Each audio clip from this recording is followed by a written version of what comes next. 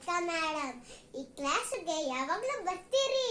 ಈ ಕ್ಲಾಸಲ್ಲಿ ಡ್ರಾಯಿಂಗ್ ಮಾಡ್ಬೋದು, ನೀವು ಓದ್ಬೋದು, ಆಮೇಲೆ ಸ್ಟೋರಿ ಹೇಳ್ಬೋದು, ಆಮೇಲೆ ಜಗಳ ಆಡಬಾರ್ದು, ಆಟ ಆಡ್ಬೋದು, ಡ್ರಾಯಿಂಗ್ ಮಾಡ್ಬೋದು.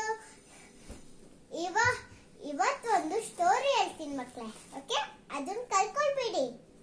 ಒಂದೂರಲ್ಲಿ ನಮ್ದು ಮನೆ ಪಕ್ಕ ಅಲ್ಲಿ ಒಬ್ಳು ಚಿನ್ನು ಇದ್ದಾಳೆ. ಅವಳು ಒಂದು ಸ್ಟೋರಿ ಹೇಳಿದ್ಲು, ಓಕೆ? ಅದು ಟಾರ್ಟಾಸ್ ಮತ್ತೆ ರ್ಯಾಬಿಟ್.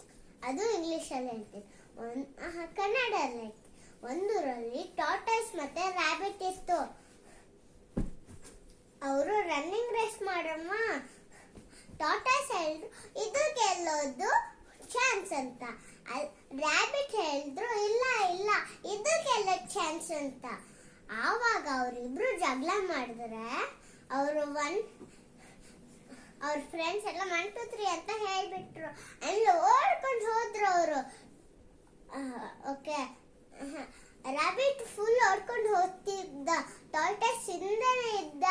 ಆಮೇಲೆ ಅವ್ನು ಸಾಕಾಯ್ತು, ಅಲ್ಲಿ ತೆಂಗಿನ ಮರ ಅಲ್ಲಿ ಮಲ್ಕೊಂಡ್ ಬಿಟ್ಟ. ಆಮೇಲೆ ಟಾರ್ಟಾಯ್ಸು ಸ್ವಲ್ಪ ಸ್ವಲ್ಪ ಓಡಕ್ ಕಲ್ತಿತ್ತು. ಆಮೇಲೆ ತುಂಬಾ ಓಡ್ಬಿಟ್ಟು ಅವನೇ ವಿನ್ ಆಗ್ಬಿಟ್ಟ. ಆಮೇಲೆ ರ್ಯಾಬಿಟ್ ಎದ್ದ.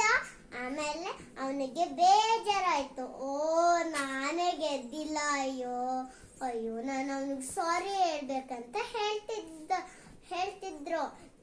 ಆಮೇಲೆ ಅವನಿಗೆ ಅವ್ರ ಫ್ರೆಂಡ್ಸ್ ಎಲ್ಲ ಗಿಫ್ಟ್ ಕೊಟ್ರು.